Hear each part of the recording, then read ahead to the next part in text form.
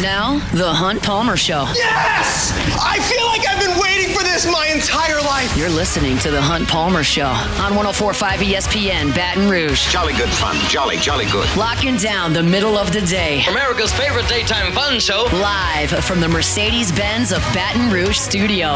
This is Hunt Palmer.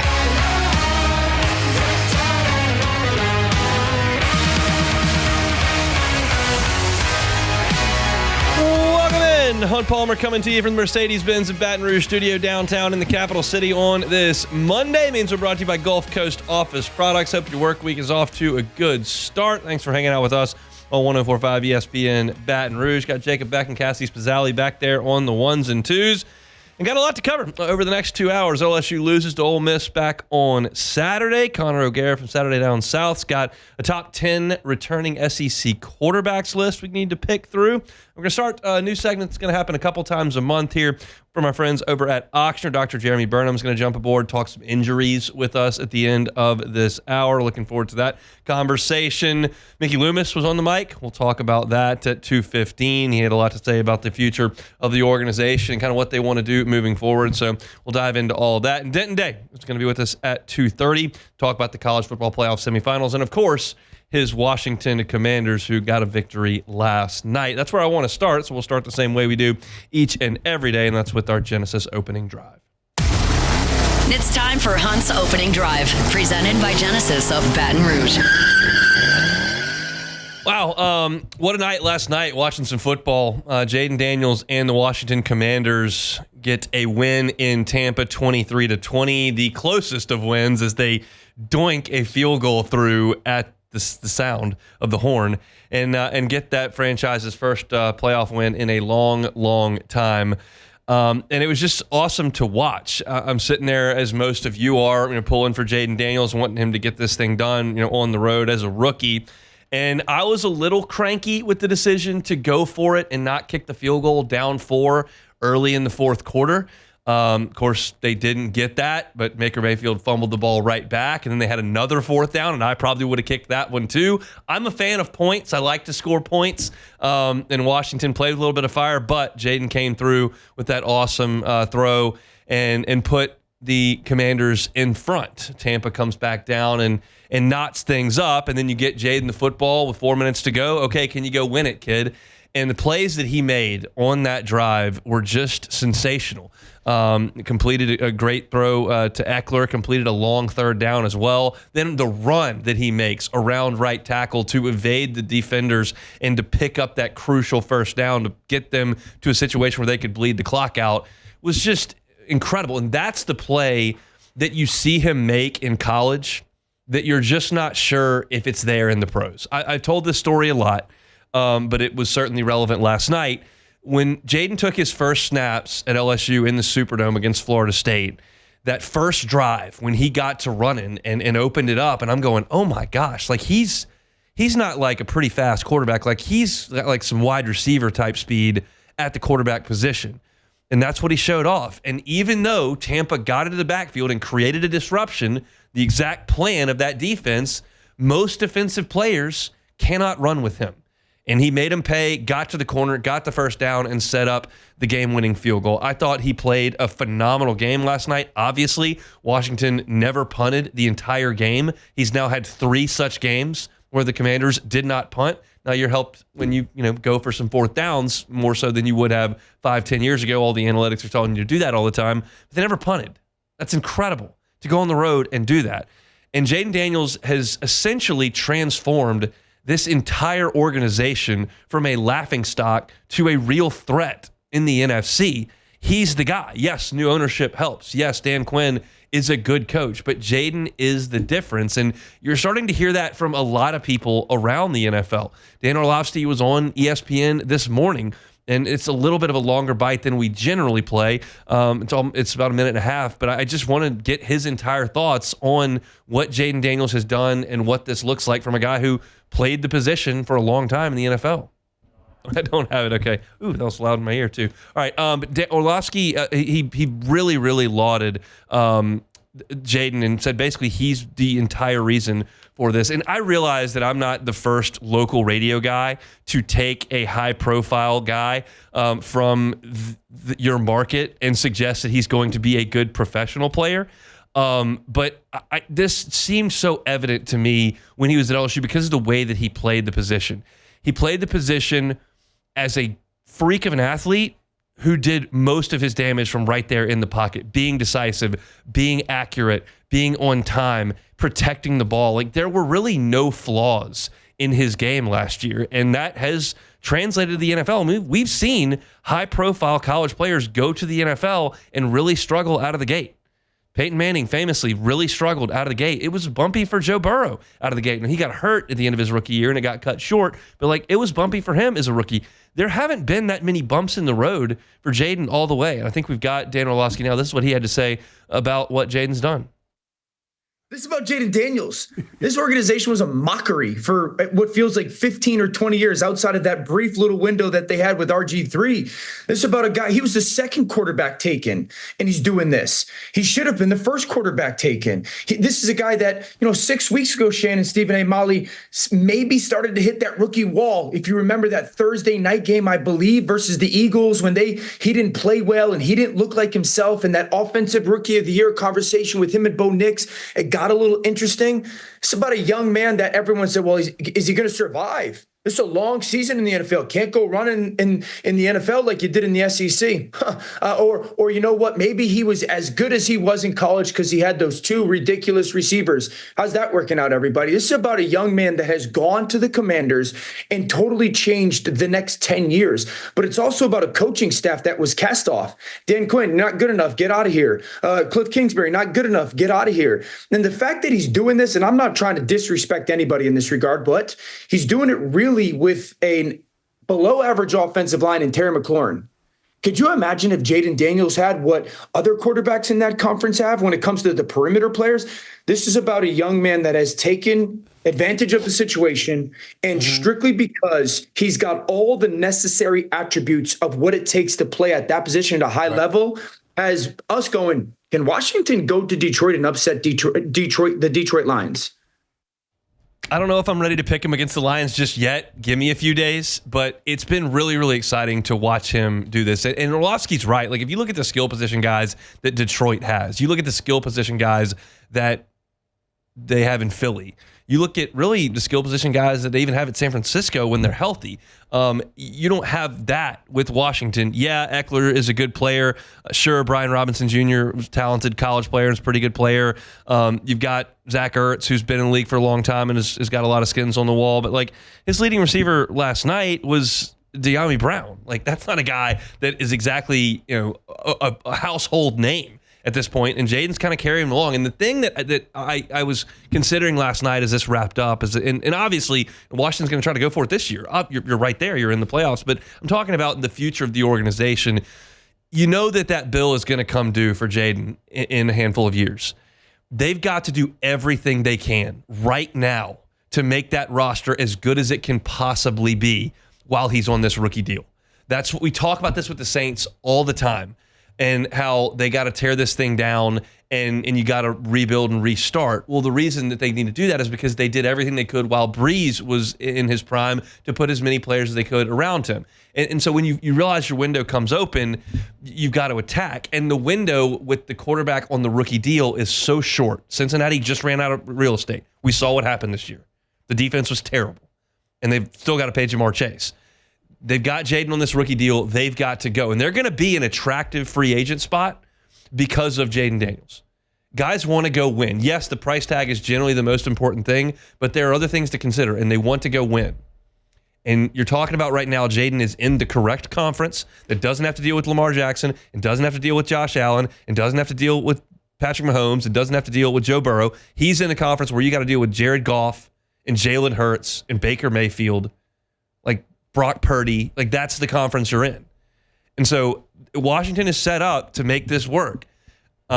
And they got to figure it out over the next couple of years. It's really fun. I talked about this like 3 weeks ago, maybe a month ago, with Burrow and with Jaden Daniels. I feel a little bit slimy pulling for Washington the way that I was last night, understanding that if they lost, it wasn't going to completely break my heart like the teams that I am completely emotionally invested in. It's just kind of a joyride when I get to watch these guys play. And we've gotten to see Joe in the playoffs now 3 different times, and now we see Jaden in the playoffs here. And I root for them. I'm on the couch last night. I'm fist pumping. I'm fired up. I'm pulling for Washington for sure to win that game. But it's not quite the same as with LSU and the Cubs for me. But it's all the enjoyment when things go well, which again feels a little bit slimy. I feel like you should probably have a little bit more skin in the game with a negative emotion possibility if you lose to enjoy the highs. But I'm enjoying what I'm seeing from Washington, and quite frankly, the 3 big storylines from this weekend in the NFL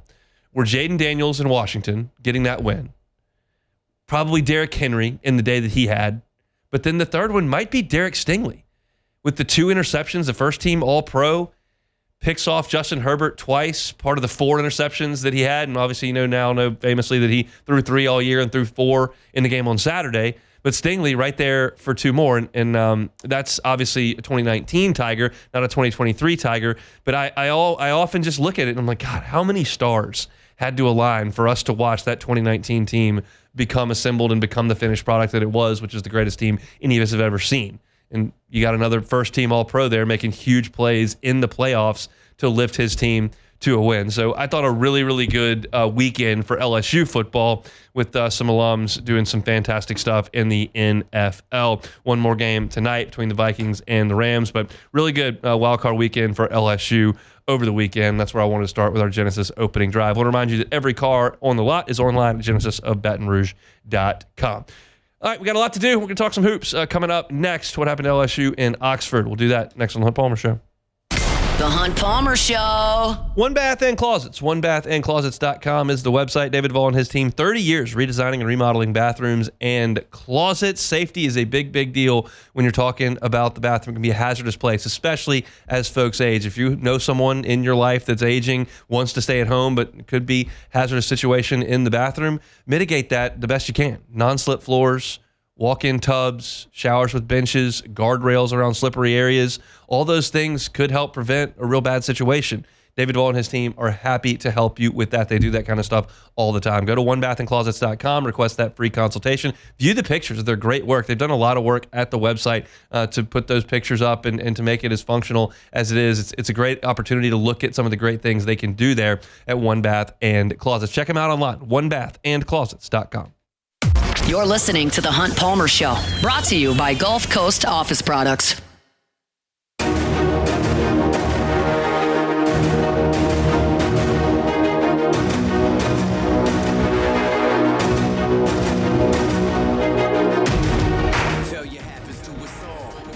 All right, LSU went to Oxford, Mississippi on Saturday afternoon and played a pretty solid first half of basketball. They were able to turn Ole Miss over a good bit.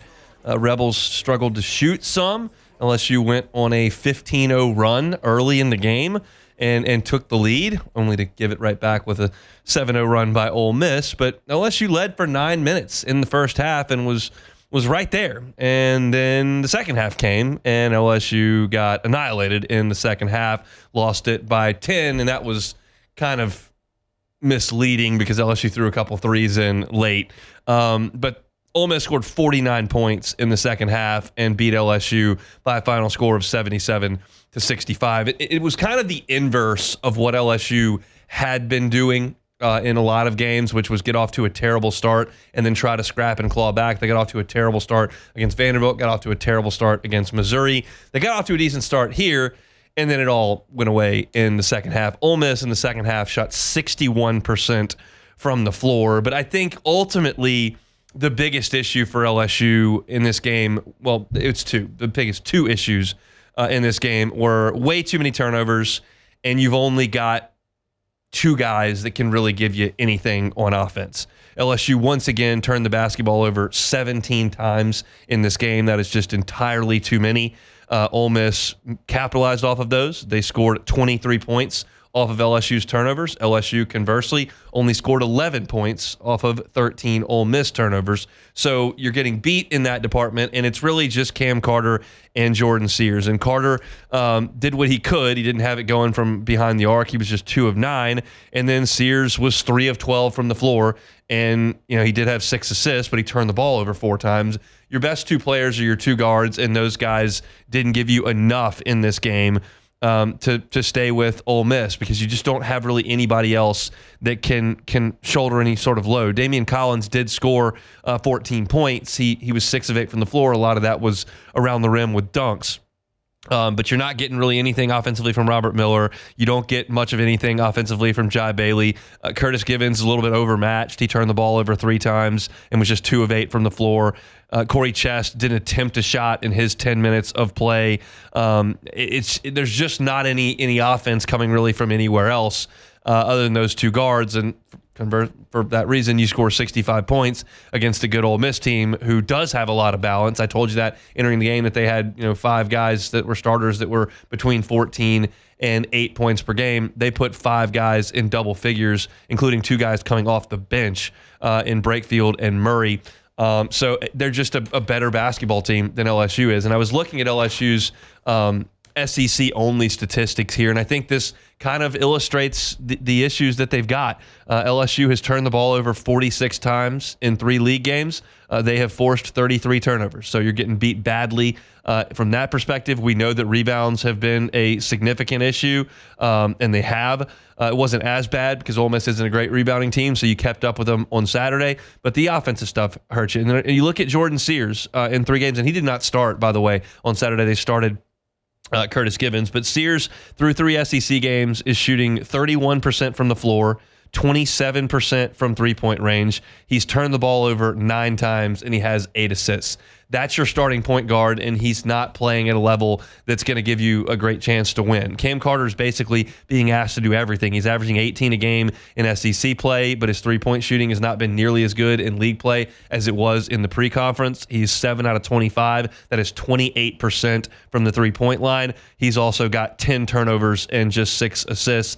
He's been turnover-prone as well. There's not a great answer here as to how LSU fixes some of these things. I wrote a story about it on LouisianaSports.net. I said they could take a little bit better care of the basketball. They did slow things down a little bit on Saturday, but they still turned it over far, far too often. I don't see where another offensive punch is going. I've got one idea, but I don't think it's going to help. Mike Williams played some pretty solid minutes for LSU last year as a true freshman. You had the up and down nature of Jalen Cook's year. Sometimes he's on the floor, sometimes he's off the floor. Maybe he left the team, he comes back to the team. Like, he was not really that dependable, and Trey Hannibal is not a point guard. So you had Mike Williams, the true freshman, trying to run the point at times, and he has been a man without a country on this team. He doesn't even get off the bench when they clear the benches when they were beating non-conference teams by 50. But he did shoot almost 40% from three-point range in league play last year, and he wasn't a turnover machine last year. So I don't understand really why he doesn't play at all. They put him in for 3 minutes at the end of the game, which was a blowout on Saturday, and he went 2 of 3 from the floor. He made a three-pointer. He knocked down 2 free throws. I would probably put him in the game a little bit more. I don't know what you have to lose. You're losing every SEC game by double figures. You haven't even played the best teams in the league just yet, although Ole Miss is a ranked team. I don't understand why he would not get more playing time. I know there have been some issues. He stepped away from the team for some personal reasons. I know that he turned the ball over a lot early in the season. He did not shoot the ball well early in the season. But at this point, like, how much worse could it get if you're LSU? I would probably throw him in there a little bit and just see if there's any offense that he can give you outside of Cam Carter, because right now you're just looking for almost anybody that can do almost anything on the floor. Beck, I see you kind of positioning like you've got something to say there. What are your thoughts on this? Yeah, I agree, and it just seems like after a good showing in the non-conference from Victorious Miller that he's just not quite ready for this. He played 17 minutes, 0 for 2. Had a turnover. He's 1 for 6 from the floor in SEC play. He's got 8 fouls and 5 turnovers with 1 assist. Yeah, they're just not getting much out of him. He's not ready. Yeah, so I agree with you. What more do you need to see before you decide to, all right, what we're doing is not working, so let's try something differently. And to to something else that LSU continues to do is the pace that they keep trying to push.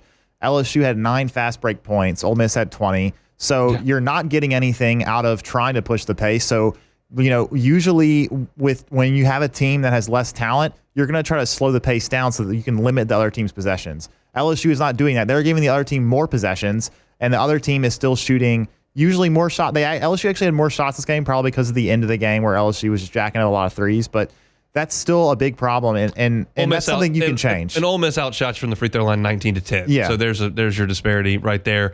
This is what's the kind of sobering part about this game on Saturday. I've watched a little bit of Ole Miss this year. I know kind of what the identity of their team is, and certainly know what Chris Beard's background is. This is about as poorly as Ole Miss can play.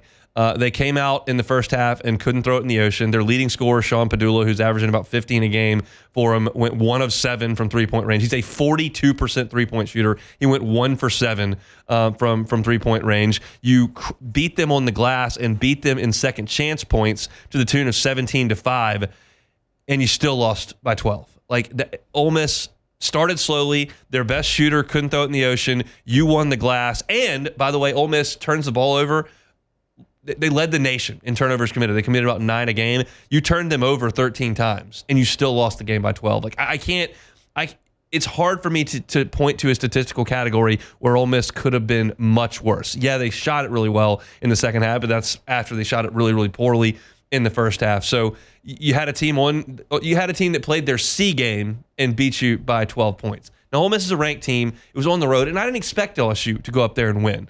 But I think it's important that I kind of painted in that context, hey, you had a chance there, and you were in the game at halftime, and then boom, Ole Miss comes right out of the gate, throwing them in, and LSU continues to turn the ball over. And at this point, it's just hard to see where they're going to get a vast improvement from. Maybe the most disappointing aspect of SEC play thus far has been that Corey Chest's really good play early in the season hasn't really carried over to league play. He's only got a total of 8 rebounds in 3 league games. This is a guy that was consistently pulling down double-figure rebounds. He had 3 double-doubles in a row back in December. I know that your level of play, your competition level that you had was awful, but you're talking about a guy that was doing a really good job on the glass. That's not carrying over to league play.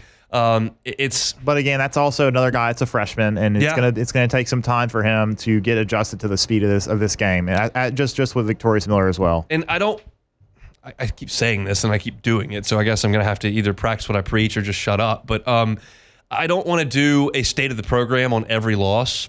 But it's, again, when I'm trying to analyze this team and then try to analyze the program moving forward, you just can't do it with any degree of certainty that anybody's going to be on the team. So it's Victorious Miller and Corey Chest, they've got a lot of growth to do in purple and gold. Curtis Givens, a lot of growth to do in purple. Well, I don't know that. I just know that they're on this team, and they're not giving you a ton as freshmen. And it's hurting them badly, in my opinion, that 3 guys who played heavy minutes last year, who are back on this team and not producing at all. Jalen Reed tore his ACL and is out. Tyrell Ward left the team. And then Mike Williams doesn't play. And that's 3 guys who were playing a lot last year who have come into this team and not helped at all. And because of that, you're dealing with a lot of freshmen on the floor. I mean, in this game, Curtis Givens started, Corey Chest started. You bring Victorious Miller off the bench for 17 minutes. I realize that Sears didn't start. He did play 35 minutes, but you're relying on some young players, and then the older guys are not necessarily shaping up. So you look at this game that they'll play tomorrow against Arkansas,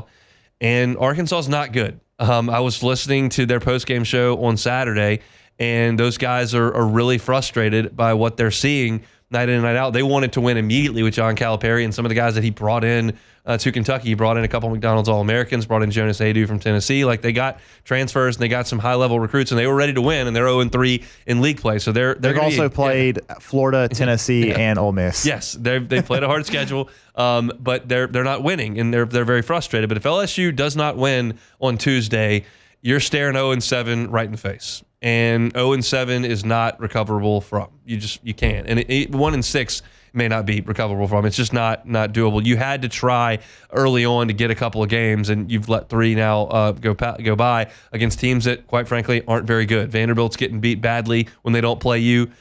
We've seen Missouri get beaten pretty good. Ole Miss is 3-0, so that's a good start for them. but it's just it's the wrong year to have a real average-looking basketball team, and LSU's got that, and it's being reflected in the scoreboards each and every week. So they'll play tomorrow against Arkansas at 8 o'clock in the PMAC, and we'll talk about that one tomorrow. But 77-65 was the final from Oxford on Saturday in a game where kind of forced Ole Miss to play down in the dirt, and they still beat you by 12 points. So that's a frustrating piece to the puzzle for Matt McMahon and his team.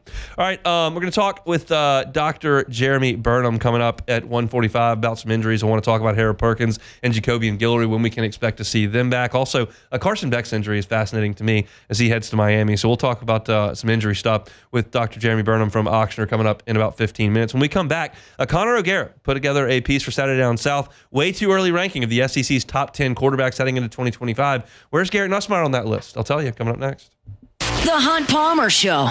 Audio Video Security Solutions, avssla.com is the website. Spring is going to show up here pretty quickly. I know it's real cold right now, not real pleasant to go outside right now, but that time is coming. I always think about T-Bob saying how he loves to listen to LSU baseball outside in the springtime. If that's you, and you like to spend some time outside, crawfish boils, whatever, and you want to have LSU baseball on in the television, or whether it's the surround sound as well, let Audio Video Security Solutions wire your outdoor area. If it's an outdoor kitchen, if it's a pool, just the backyard like me. They've got us hooked up out there, and you got some great speakers. I can listen to our station. I can listen to live games. I can listen to music, and it's all with the touch of a button right there on my cell phone, thanks to the folks at Audio Video Security Solutions. And as I tell you all the time, after the installation, the customer service has just been phenomenal. Check out some of the great things they can do for you at avssla.com, or follow them on Instagram, avss_BR. It's Mitchell Fisher and the team at Audio Video Security Solutions, online at avssla.com. This is the Hunt Palmer Show, brought to you by Gulf Coast Office Products.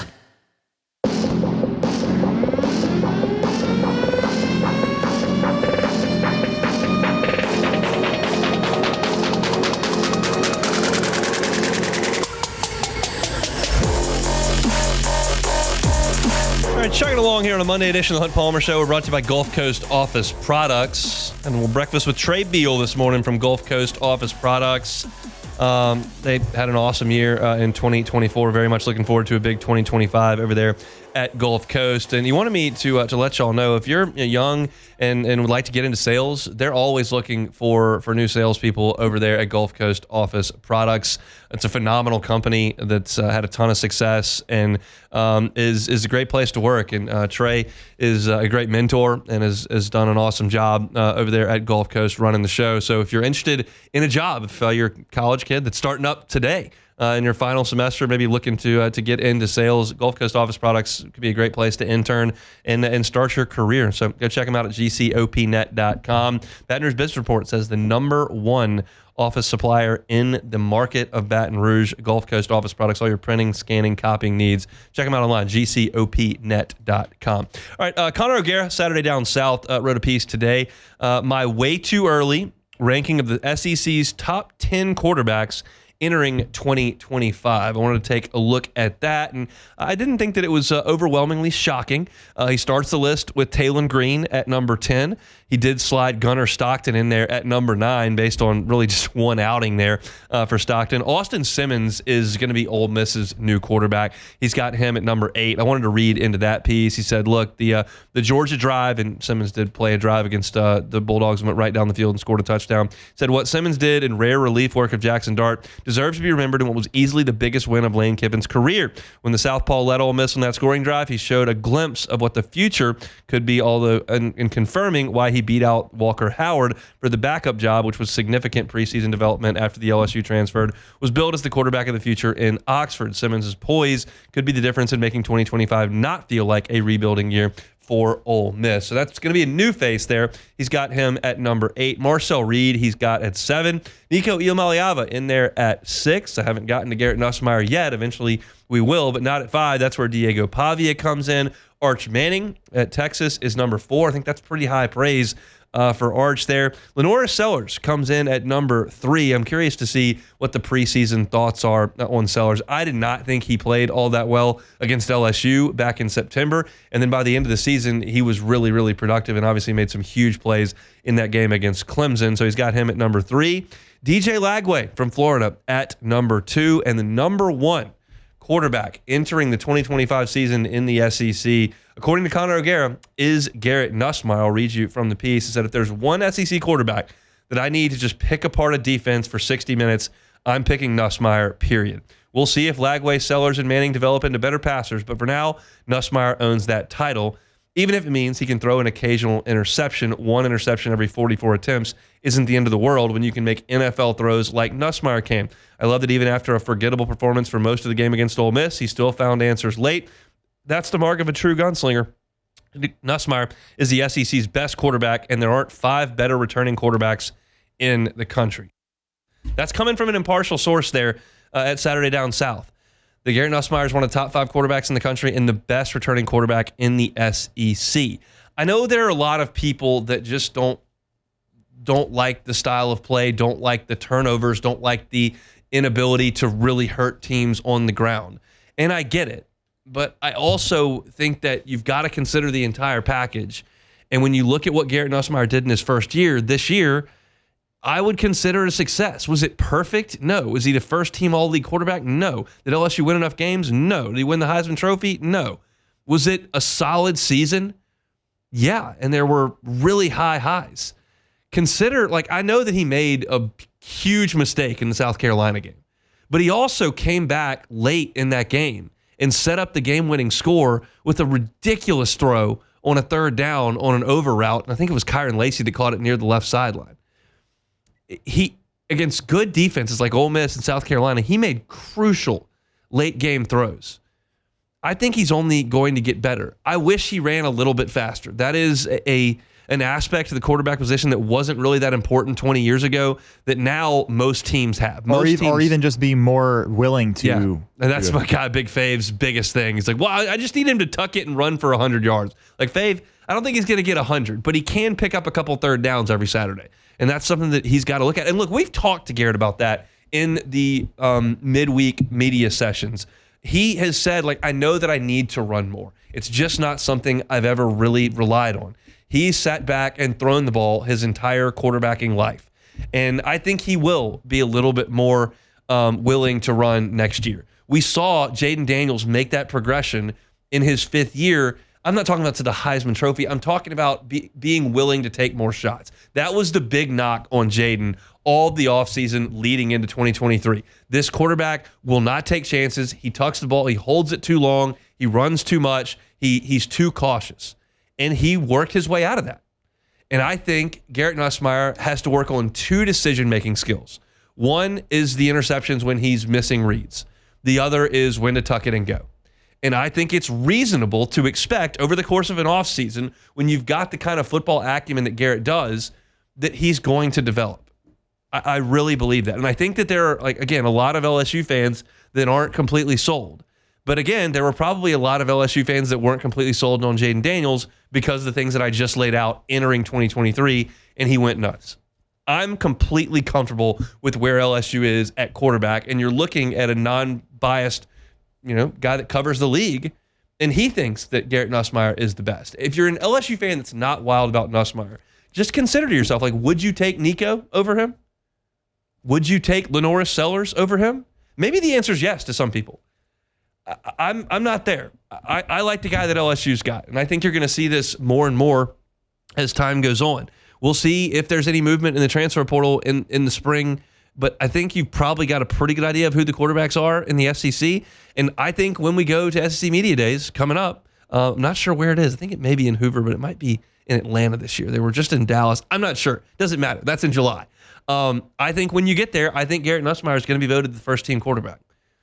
I think it's possible that Arch gets some votes based on that name brand, but he hasn't produced. I think it's possible that Sellers gets some votes, and certainly DJ Lagway is going to be in that mix as well. And if you told me as an LSU fan that you'd rather have Lagway than Nussmeier, I'm not going to fight you on that. Lagway looked like he really turned a corner there late in the season after he got hurt. But LSU's got a guy that I think is good enough to do anything that they want to do. I think Gary Nussmeier is good enough to win the SEC. It's going to take a great team around him. I think Gary Nussmeier is good enough to make the playoffs. I think Gary Nussmeier is good enough to win some playoff games. I do. I think he's that good. I think he's got to be better than he was this past year for LSU to reach those goals. You can't play a half like he did against Texas A&M in the second half. You can't have that Alabama game happen twice. There was a lot of good. Ole Miss at the end was really good. South Carolina near the end was really good. And then, of course, in the non-conference games, he was great. I thought he was really good in the Vanderbilt game as well. I thought he was really good at Arkansas, just kind of managing things, even though the numbers weren't gaudy. LSU ran the ball pretty well that day. But I think it speaks volumes when you've got a guy like Conor O'Gara, who has no tie to LSU, saying, this is the guy I would take if you gave me any quarterback in the SEC. And I think that I'm kind of just trying to present that to the LSU fans to go, hey, I think LSU could be okay at quarterback, even though people were disenchanted with the amount of turnovers. Those things come down. I think LSU's got a guy that can do some great things next year. So does Conor O'Gara, evidently. If you're looking for your LSU football coverage all year round, even though we're in basketball and baseball's coming, football, a Hunt on LSU. You can find us on YouTube or wherever you find your podcast. All football, all year round, Hunt on LSU. Let's take a time out. When we come back, we'll start a new segment we're going to do a couple times a week. Dr. Jeremy Burnham from Ochsner is going to jump aboard and talk about some of the injuries, specifically on the LSU team. So we'll do that with Dr. Burnham when we come back. The Hunt Palmer Show. Genesis of Baton Rouge. GenesisofBatonRouge.com is that website. Every single car that is on the lot is online at GenesisofBatonRouge.com. They're on Airline near Pico, and there's a good chance you've never been to that dealership. It hadn't been there that long, but it's brand new. It's incredibly nice. Vibes are immaculate. Setting is great. Excellent cup of coffee. Got some snacks there as well. Get your vehicle service. Stop on by and see if you can get behind the wheel of one of those new Genesis vehicles. They are phenomenal, and the entire line was given the IIHA top safety pick. Some of them were top safety picks plus. Get on by Airline near Pico, across from Women's Hospital, and get behind the Genesis and understand why it is phenomenal luxury brand of vehicles. It's Genesis of Baton Rouge. They're online at GenesisofBatonRouge.com. You're listening to The Hunt Palmer Show, brought to you by Gulf Coast Office Products.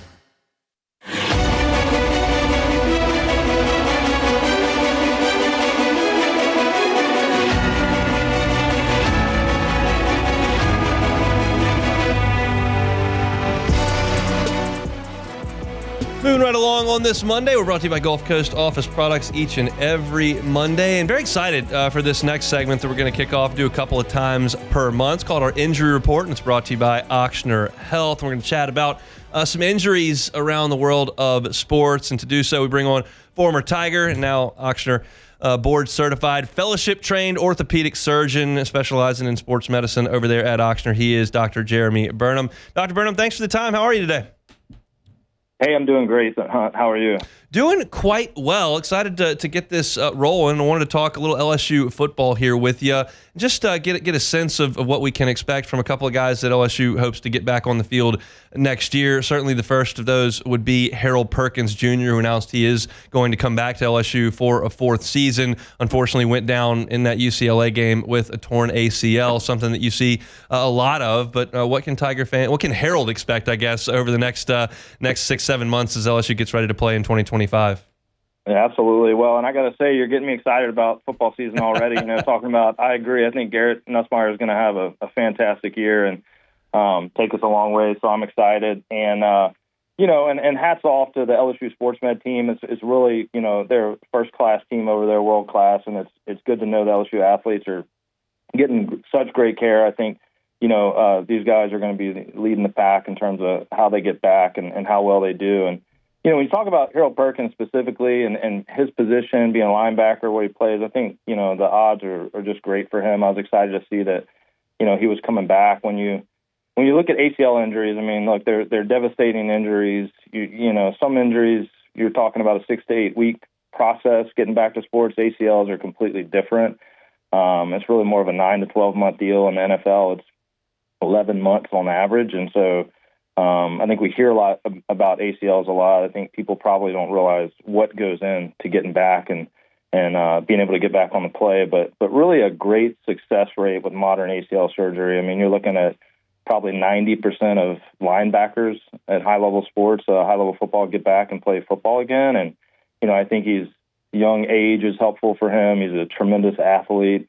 He's got a great team around him, and I think the timing was favorable. When he got injured, I believe it was in September, and so that's completely consistent with being able to get back and really having a great season next year. Reasonable to suggest that somebody like that could be up and running full speed for conditioning and whatnot. I don't expect that Harold Perkins is going to do a lot in the spring, to be quite frank. He's a fourth-year player. They don't need him out there in spring football. But for conditioning in the summer, you would imagine most often that guys would be able to participate fully?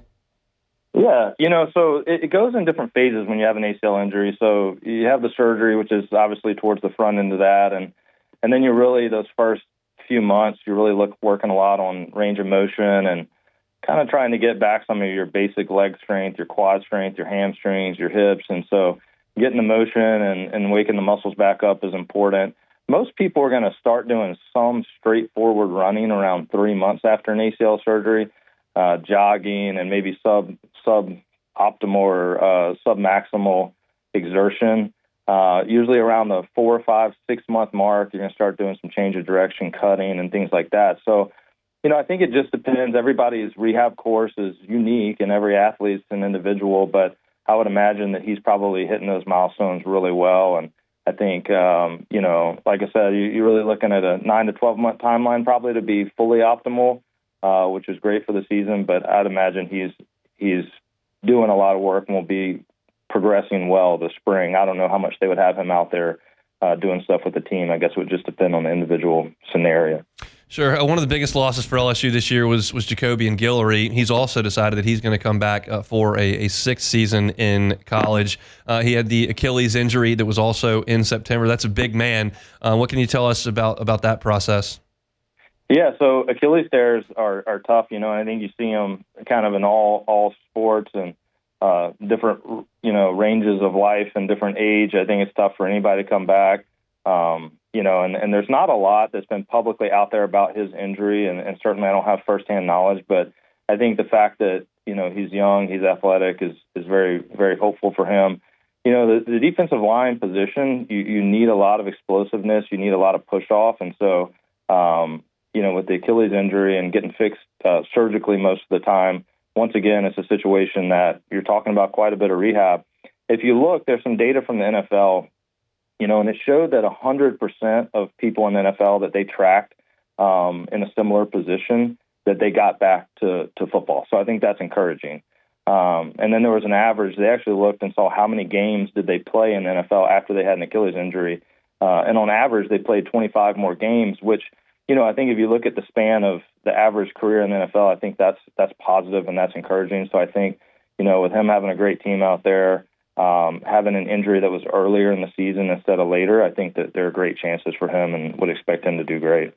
Chatting with Dr. Jeremy Burnham from Ochsner Health, our injury report. We do this every couple of weeks on Mondays. Interesting story I found nationally. Carson Beck, Georgia quarterback, tears his UCL in the SEC championship game and decides not to go to the NFL draft. He's going to go now to Miami, and the rumors are he's going to get a nice chunk of change to do that. When I think torn UCL, I think pitcher, and I think a guy's going to be out for a year. It doesn't appear that that's the same case for a quarterback. What can you tell us about the differences between a pitcher and now a quarterback that could be ready to play football next season? Yeah, no, that's a great question. So, these UCL injuries that we see in football are certainly different than what we see in baseball most of the time. Now, if there's any position that would be similar to what we see with a baseball pitcher, it would be a quarterback. And, you have to imagine that he had a very similar injury mechanism. But there have been a lot of, good studies that have kind of looked at return to play timelines between quarterbacks and baseball players. The thing you got to know about a quarterback is that, a quarterback is making less throws. So even though the football is heavier and there's probably more force going across the elbow with the football, they're making less throws in a game. So maybe 30 to 40 throws in a game. Whereas, a Major League Baseball pitcher is pitching 100-plus pitches sometimes. And so there's more repetitive stress that happens both in practice and game scenario for a baseball athlete than for a quarterback. The other thing is when you're playing quarterback, you have more varied throwing angles. So everybody's kind of got their arm slot, but it's variable depending on where you're throwing it in the field, what direction you're facing, all these different things. And that's good for elbow recovery because you're not doing the same thing over and over and over again. And when you're pitching a baseball, it's pretty much the same arm slot and the same exact motion every time. So actually, quarterbacks get back quite a bit quicker. Most of the data we have comes from the NFL. Once again, 9 to 10 months is kind of the average after a UCL injury, whereas in baseball, it's usually 12 to 15 months. And so I think he's got a favorable prognosis, but it doesn't mean it's going to be automatic. If he were not a quarterback, if he were in a different position, it'd be even more favorable. But certainly in a quarterback, you need to make sure that he's all the way there, but he's got a good chance of coming back based on what the stats tell us. That's interesting. And lastly, you got about 2 minutes here. I know you'll have a big day coming up on Thursday at Oxnard with a brand new facility. What can you tell us? Yeah, so we're super excited. We've just opened the Oxnard Orthopedics and Sports Med Institute at the Elite Training Complex. Mm-hmm. That is at the corner of Burbank and Lee, just right here close to campus. It's really a special facility. We really focus on the continuum of care for anyone involved in sports. And certainly there are things here that, I think appeal to professional athletes, but also weekend warriors and active people from all walks of life. There are 2 turf football fields out here. There's an indoor football field. We have a 3D motion analysis, a system over here that lets us look at players and try to determine people that are at a higher risk for injury, and then do some things before the season starts to lower that chance of injury. And then certainly we're rehabbing people, ACL tears, things like that. It helps guide the rehab. So we're super excited about that. We have orthopedic clinic here. We have sports medicine clinic. We have physical therapy. We have strength and conditioning. And on Thursday, we're going to be doing a grand opening, which we're really excited about to showcase this to the community. Sounds absolutely awesome. Can't wait to see that on Thursday. He's Dr. Jeremy Burnham. He serves as the medical director of sports medicine and the head of orthopedic surgery over there at Oxnard Health. We're going to have an injury report every couple of weeks, so we'll talk in a couple of weeks. Dr. Burnham, thanks so much for your time. Talk to you soon. Thanks, Hunt. Absolutely, it is our pleasure. So some interesting stuff there. I think that it's encouraging, the prognosis on Harold Perkins. Hopefully he's full and ready to go for fall camp. I'm concerned as someone who knows nothing about orthopedic surgery, about Jacoby and Guillory's explosiveness coming off that Achilles. It's just something we're going to have to see. It's something I can't wait to look for in fall camp. But hopefully those 2 guys are back and a huge part of LSU's defense in 2025. We appreciate Dr. Burnham for giving us a little bit of his time here on this Monday. I'm going to take a time out. We got an hour to go. We'll talk to Denton Day in about 35 minutes. It's all coming up on a Monday edition of The Hunt Palmer Show. The Hunt Palmer Show.